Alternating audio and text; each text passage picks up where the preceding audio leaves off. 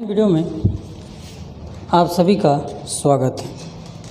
चलिए, जिस बिंदु पर हम लोग आज डिस्कस करने जा रहे हैं यह आपके फिजिक्स का सबसे आखिरी टॉपिक है, जिसका नाम है ऊर्जा के स्रोत। ऊर्जा के स्रोत मतलब आपने तो पढ़ा होगा, ऊर्जा को तो ना ही उत्पन्न कर सकते हैं, ना ही उसको उत्पन्न कर सकते हैं, ना ही उसको हम ख़त्म कर सकते हैं, कुछ नहीं कर सकते हैं। ना तो ऊर्जा को उत्पन्न किया जा सकता है, ना ही ख़त्म किया जा सकता है, सिर्फ उन्हें एक रूप से दूसरे रूप में बदला जा सकता है।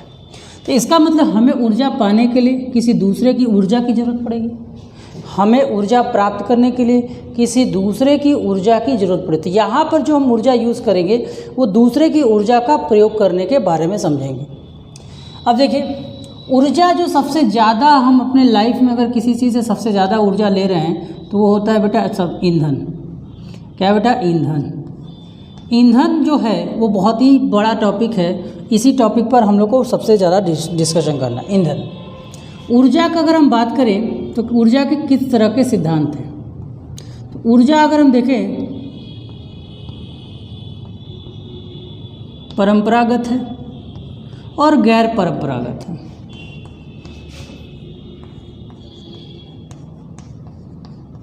ठीक, परंपरागत है। परंपरागत में मतलब जो हम नॉर्मली अपने लाइफ में अभी तक करते चले आए हैं, जैसे हमने लिया लकड़ी को जला दिया, हमने लिया गैस, किसी चीज़ को जला, जो नॉर्मली हमें मिल जा रहा है, जो आसानी से हमें मिल जाता था, उसको हम लोग बोलते हैं परंपरागत। और गैर परंपरागत का मतलब होता है ऐसी ऊर्जा का उपयोग करना जो अभी तक हम लोग को जानकारी नहीं, जैसे बायोगैस, सोलर सेल, ये सब कौन से ऊर्जा के क्षेत्र में आएंगे? तो ये सब के सब आएंगे बेटा गैर परंपरागत। मतलब ये परंपरागत मतलब परंपरागत का मतलब जो जनरली जो हम हमेशा से देखते आ रहे, जो हमेशा हमारे लिए ऊर्जा का स्रोत क्या रहा है? गाय का गोबर रहा है। गोबर को हमने ऐसे उसको सुखा दिया, उससे हमारे गोहरी बन गई, गोहरी को हम लोग यूज़ कर जाते थे। कोयला हुआ, ये सब परंपरागत सोर्स के अंतर्गत है। और गैर परंपरागत के अंतर कौन से सोर्सेस हैं जो अभी नए नए हमारे बने हैं। तो हम लोग मेन फोकस हम लोग इस पर करेंगे। सबसे पहले हम लोग आते हैं ईंधन के ऊपर डिस्कस करते हैं। हमारे लिए ऊर्जा का सबसे बड़ा स्रोत अगर कोई है तो वो कौन है बेटा? ईंधन। ईंधन क्या होता है? ईंधन जिस चीज़ से भी हम ऊर्जा की प्राप्ति करते हैं उसे ईंधन कहते हैं। कौन कौन से ईंधन हम लोग जानते हैं? कोयला है, ठीक है, कोयला है, एलपीजी है, हाँ एलपीजी है, फिर आपका गाय का गोबर है,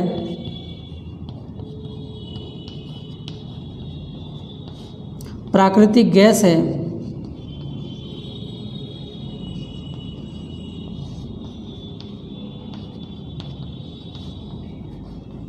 ये बहुत सा इत्यादि, आगे भी अगर हम देखें तो इत्यादि में आएगा।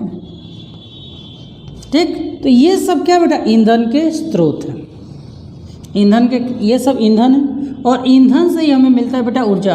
आप कोयला को जब जलाते हो, आप जब कोयले को जलाते हो तभी तो आपको ऊर्जा मिलती है। बिना कोयला के जलाए आपको ऊर्जा मिल जाती? नहीं। तो आखिर कोयले के अंदर उपस्थित उसकी एनर्जी को आप जलाकर प्राप्त करते हो। एलपीजी आपके सभी के लोगों के घरों में आजकल गैस होगा और सभी लोग गैस से खाना बनाते नहीं। अब देखिए कि ईंधन के अंदर किस तरह की विशेषता होनी चाहिए। अगर हमारे पास कोई ईंधन है तो उस ईंधन की क्या क्या विशेषता होनी चाहिए? पहला तो उसका रखाव, आसान व सरल। ठीक, मतलब कोई ऐसा ईंधन का जो हम देखो, दरअसल ऐसा कोई भी चीज़ नहीं जिसको आप जलाओगे और उससे हल्की मात्रा में ऊर्जा न निकले। आप कागज़ को जलाओगे, कागज़ भी ईंधन की तरह यूज़ कर सकते हैं। आप पत्ते को जलाकर भी ईंधन की तरह यूज़ कर सकते हैं। लेकिन ईंधन कौन अच्छा है? जैसे पढ़ने तो सभी विद्यार्थी आते हैं, लेकिन पढ़ता कौन है? कौन सा विद्यार्थी अच्छा है? कुछ विद्यार्थी बस ऐसे आते हैं, घर से मार कर भगाया जाता है, बैग ऐसे टांगे और चलते बने। तो ऐसा नहीं। तो क्या होगा? रखाव जो होना चाहिए, जो इसका रखाव होना चाहिए वो सरल हो, मतलब आसानी से उसको रखा जा सके। रखाव आसान व सरल हो। दूसरा क्या होना चाहिए? एक जगह से दूसरे जगह, मतलब यातायात सरल हो, मतलब एक जगह से दूसरे जगह ले जाना उसके लिए बहुत आसान काम हो। ऐसा नहीं पता चला कि हम कोई ईंधन लेकर जा रहे हैं, रास्ते में ले गए, रास्ते में ही जल गया। कोई जैसे मान लो पेट्रोल आप लेकर जा रहा है आदमी यहाँ से, और बगल से जाया, धूप की रोशनी पड़ी, पेट्रोल जल गया। या जा रहे परमाणु बम लेकर, क्या लेकर जा रहे हैं, परमाणु बम, पता चला गलती से इसमें न्यूट्रॉन अटैक किया, जल गया। तो कहने का मतलब ये है कि जिसका रख रखाव आसान हो, सरल हो, यातायात भी सरल हो, मतलब एक जगह से दूसरी जगह ले जाना आसान हो, ऐसे। तीसरा अगर हम बात करें, अवक्षेप न दें।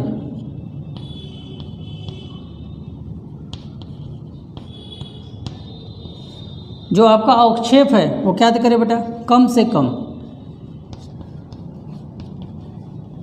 अब अवक्षेप क्या होता है, आप कोयला जलाते होगे, देखोगे राख बच जाता है, बचता है कि नहीं बचता है। गैसेस बनते हैं अलग, गोहरी आप जलाते हो, धुआं बनता है, राख बच जाता है। कागज़ जलाओगे, जल जाएगा, उसका कालिक बच जाएगा। तो कहने का मतलब कि जलाने के बाद जो उसका वेस्ट प्रोडक्ट मिलता है वो ना मिले, वो जितना कम। जैसे आप देखोगे, आप लोग अगर गाँव से बिलोंग कर रहे होगे तो आप देखोगे कि जो माताएं बहनें होती हैं, एक जस्ट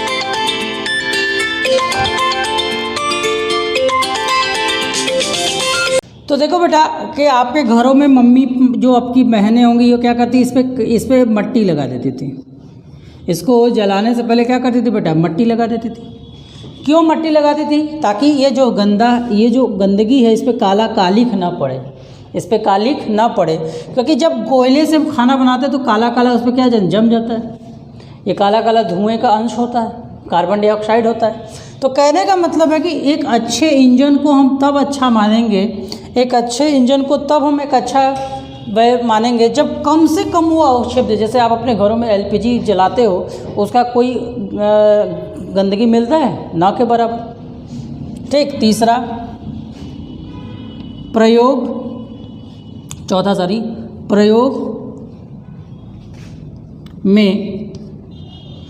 प्रयोग में क्या हो बेटा,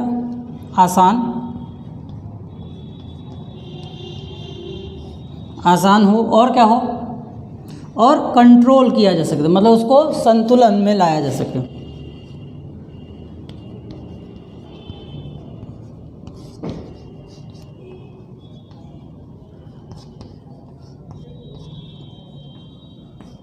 बात समझ में आ रहा है कि ऐसा कोई ईंधन हो जिसको हम प्रयोग बड़े आसानी से कर सकें। ध्यान समझिएगा, उसे हम क्या कर सकें, प्रयोग बड़े आसानी से कर सकें। कैसे कर सकें, प्रयोग में आसान, संतुलन में लाना भी आसान हो। वैसा ऐसा ना हो कि कोई हम ऐसा चीज़, जैसे जंगल में आग लग गई तो जंगल की आग को बुझाना इम्पॉसिबल सा हो जाता है। अभी आपने बहुत सारी न्यूज़ देखा होगा कि इस जंगल में आग लगी है, जिसको हेलीकॉप्टर से पानी गिराया जाए, लेकिन वो बुझ नहीं पा रहा है। तो कहने का मतलब ये नहीं है कि जिसको सिर्फ यूज़ किया जा सके उसको जल्दी से बंद भी किया जा सकता है। उसका जो ऐसे ईंधन को हम लोग प्रयोग करते हैं जिसका प्रयोग भी आसान हो, जिसको आसानी से प्रयोग किया जा सके।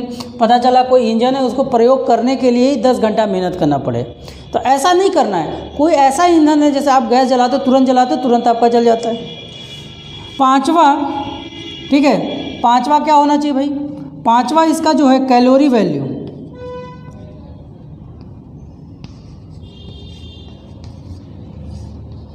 कैलोरी मान, जो इसका कैलोरी मान हो वो कितना हो बेटा, इसका जो कैलोरी मान हो वो कितना हो, अधिक हो। अब ये कैलोरी मान अधिक का मतलब क्या है, देखिए, आप चाहो तो कागज़ भी जला सकते हो, आप चाहो तो कागज़ भी जला सकते हो, आप चाहो तो कोयला भी जला सकते हो।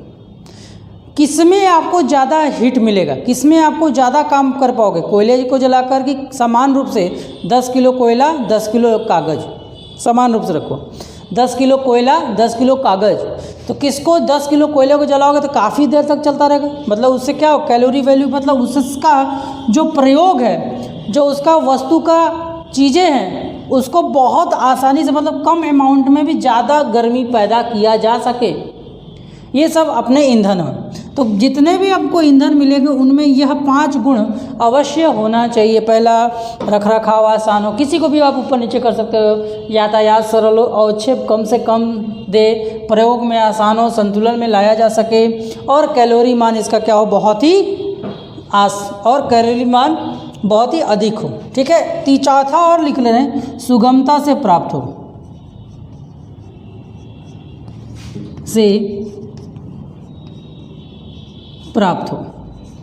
सुगमता से प्राप्त होगा मतलब जिसको पाना भी आसान हो। ऐसा नहीं पता चला कि आपने अपने घर में ऐसा कोई ईंधन यूज़ करते हो जिसको खरीदने के लिए आपको अमेरिका जाना पड़ जाए, जिसको खरीदने के लिए आपको बांग्लादेश जाना पड़ जाए, तो ऐसे ईंधन का भी हमें प्रयोग नहीं करना है। ऐसा भी हमारे लिए वो ईंधन नहीं होता है जो कि हम सुगमता से प्राप्त ना हो।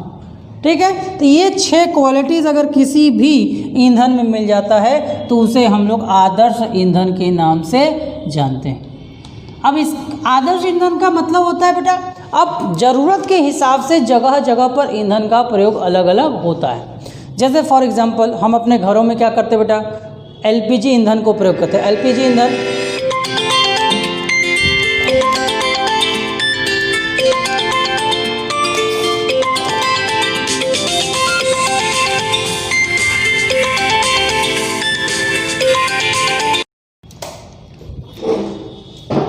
ठीक है, तो जैसा कि आप देख रहे हो ऊर्जा के स्रोत की बात हमने किया था, तो ऊर्जा के स्रोत में ईंधन जो हो इस तरह का होना चाहिए।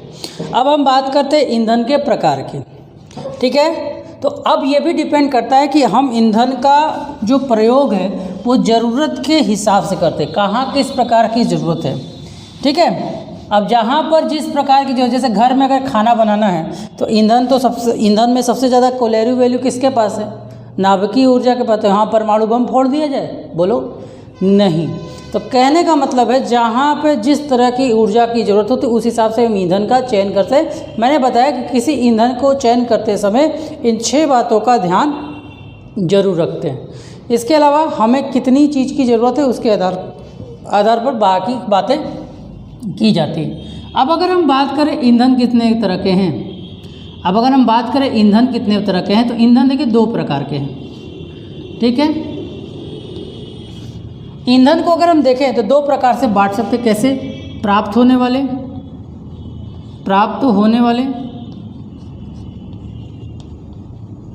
और प्राप्त ना होने वाले।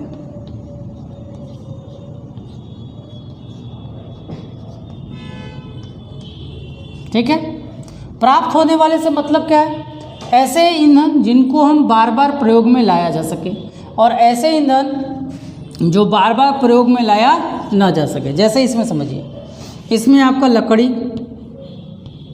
लकड़ी हो गया, गोबर हो गया, ठीक है, जंतु अवशेष हो गया, गोबर हो गया इत्यादि कर देते हैं। ठीक, अब ना प्राप्त न होने वाले की बात करते हैं, जो प्राप्त न हो पाए दोबारा, जैसे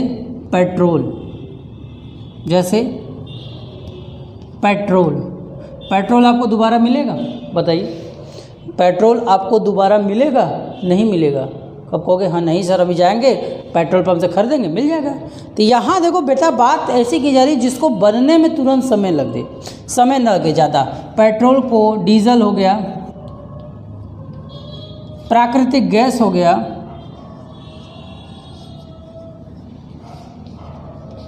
गया, ये सब क्या है बेटा, ये एक मात्रा में हमारे पृथ्वी पर मौजूद है। इसका जो दोहन हम करते जा रहे हैं, इसके जो अंदर से निकालते जा रहे हैं, एक समय ऐसा जरूर आएगा जब पेट्रोल पृथ्वी से पूर्णतः समाप्त हो जाएगा। जब पेट्रोल पृथ्वी से पूर्णतः समाप्त हो जाएगा, लेकिन हमारा पूरा दैनिक जीवन बेटा इन्हीं लोगों पर निर्भर हो गया। इन्हीं के आसपास अगर ये एक दिन के लिए भी ख़त्म हो जाए तो हमारे पूरी दुनिया में त्राहिमाम मच जाएगा।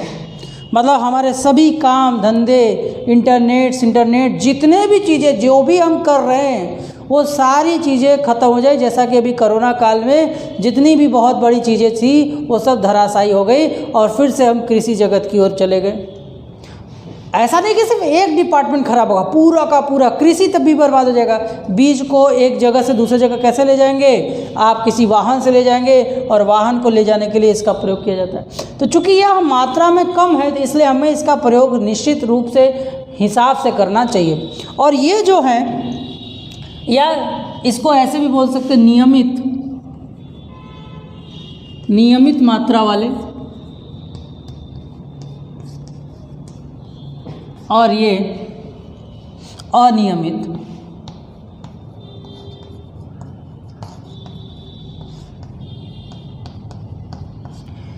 गोबर है, सूर्य सौर ऊर्जा है, और भी बता दे, सौर ऊर्जा है, कितने सारे हम आपको बताएं, पवन ऊर्जा है। इन सब का प्रयोग मतलब हम अनियमित, ये जो ऊर्जा की मात्रा है वो अनियमित है, इसका कोई लिमिटेड नहीं है, जितना आप चाहोगे उतना। जैसे देखो, लकड़ी, आपका पेड़ कटा, आपने पेड़ दूसरा का बना दे, पेड़ का बीज लगा दिया, कुछ साल में तैयार होकर फिर से लकड़ी मिल गया। कहोगे सर ये भी तो समय लगा रहा है, लेकिन बेटा इसकी तुलना में इसको बनने में लाखों साल लग जाते हैं। आपको पता है ना, इन तीनों को हम लोग जीवाश्म ईंधन क्यों कहते हैं? क्योंकि पृथ्वी में दबे रहते हैं, और पृथ्वी में जब कोई जीव जंतु मर जाता है तो मरने के बाद जब वो पृथ्वी में दबा रहता है, धीरे धीरे दबते बहुत धीरे धीरे कुछ परिवर्तन होता है, वो परिवर्तन लेता है पेट्रोल का रूप। तो हमारे पृथ्वी पर पेट्रोल डीजल की जो मात्रा है वो एक फिक्स अमाउंट में है। हमारा मान लीजिए एक घड़ा है, ये इसके अंदर पेट्रोल भरा, सिर्फ निकालने की ताकत बहुत तेज़ी से बन रहा है। ऐसा नहीं कि पेट्रोल बन नहीं रहा है, पहले से भी लोग जो ज़मीन में मर रहे हैं, हमेशा जानवर मर रहे हैं, हमेशा दब रहे हैं। ऐसा नहीं कि पेट्रोल बन नहीं रहा, पेट्रोल बन रहा है, लेकिन बनने का दर और निकलने की दर में जो वैल्यू है बहुत ज़्यादा है। पता चला एक बाल्टी में सिर्फ आप मग से पानी निकाल रहे हो, एक मग निकाल रहे हो और आधा मग डाल रहे हो, तो एक समय ऐसा आएगा ना कि बाल्टी पूर्णतः खाली हो जाएगी। तो उसी तरह अनियमित ऊर्जा के आपके स्रोत हैं। अब हमें क्या करना है, इन्हीं ऊर्जा के स्रोतों पे ज़्यादा से ज़्यादा फोकस करना है। उसमें सबसे ज़्यादा हम किस पर फोकस करें? गोबर के से कैसे मिलता है? तो गोबर से मिलने वाले गैस को हम लोग बोलते हैं गोबर गैस। क्या बोलते हैं बेटा? गोबर। इसके बारे में भी हम लोग डिस्कस करेंगे, गोबर गैस कैसे काम करता है हमारा। फिर यहाँ पर हम लोग सौर सेल की बात करेंगे, फिर हमारा पवन ऊर्जा की बात करेंगे, फिर हम अपने जल ऊर्जा की बात करेंगे। तो कहने का मतलब कुछ ऐसी ऊर्जा का हम भी प्रयोग करना चाहते हैं, लेकिन आपको जानकर हैरानी होगी कि इस प्रकार के ऊर्जा का स्रोत हम 95% करते हैं, और इस प्रकार के ऊर्जा का स्रोत का प्रयोग सिर्फ और सिर्फ 5% ही हो जाता है, क्योंकि इस ऊर्जा के सामने इस ऊर्जा का अभी कोई अस्तित्व नहीं बन पाया है। क्योंकि जितनी ऊर्जा का खपत हम इससे कर पा रहे हैं, उतनी ऊर्जा की खपत हम इससे नहीं कर पा रहे हैं। और यहीं पर हमें अपने साइंटिस्टों को ध्यान देना है, क्योंकि अगर इस पर हम ज़्यादा फोकस करेंगे तो एक समय ऐसा आएगा कि ये पूर्णतः समाप्त हो जाएगा। इसीलिए सरकार जो है रहते रहते कई बार अपने प्रयोग करती है, कहती है घरों में आप अपने जो बिजली आपको मिल रही है, आप एक काम करो, बिजली ना बनाओ, बिजली मत लो, सीधा सा काम करो कि अपने घर में एक सोलर पैनल लगवा दो। मतलब कुछ भी ऐसा कार्य करो जिससे आपका ये बचता रहे और इसका प्रयोग बढ़ जाए। जब हम पूरी तरह इस पर डिपेंड हो जाएंगे तो ये अगर ख़त्म भी हो जाएगा तो हमें कोई दिक्कत नहीं होगा। लेकिन इस पर हम बहुत तेज़ी से आगे बढ़ रहे हैं। तो आपने देखा होगा बिजली से चलने वाली गाड़ियाँ या सोलर पैनल से चलने वाली गाड़ियाँ, ये सब चीज़ें अब बनाई जा रही हैं। समझ में आया बात? तो इस तरह से हम ऊर्जा के स्रोत हैं, और ये हमारा ईंधन है जिसको आपको बहुत अच्छे से बारीकी से समझना है। ईंधन क्या होता है? ईंधन वो होते हैं जिनको प्रयोग करना आसान हो, जिनको एक जगह से दूसरी जगह ले जाना आसान हो, जो क्या करें ज़्यादा से कम अमाउंट में, कम वैल्यू में या कम मात्रा में ज़्यादा ऊर्जा प्राप्त दे, मतलब जिसका कैलोरी मान क्या हो, ज़्यादा हो। ये सभी जिनका प्रयोग आसान हो तथा उनको संतुलन में पता चले कि वो बहुत ज़्यादा आग दे दिए और हम उनको संतुलित न कर पाएँ, तो ऐसे ईंधन को भी हम लोग आदर्श ईंधन की श्रेणी में नहीं लिखेंगे। अब ईंधन की बात करें तो ईंधन क्या है? नियमित मात्रा में भी है और अनियमित मात्रा में भी है। नियमित मात्रा में हमारे पास एग्जाम्पल किसका बेटा? पेट्रोलियम का है। और अनियमित मात्रा में हमारे पास किसका एग्जाम्पल है? चलिए हम लोग डिस्कस करते हैं, ठीक है। तो आज के लिए इतना ही। नेक्स्ट वीडियो में हम लोग मिलेंगे इस परंपरागत सोर्सेज में, जैसे गोबर गैस प्लांट, सौर ऊर्जा प्लांट पर हम लोग डिस्कस करेंगे। धन्यवाद, नोट कर लीजिए।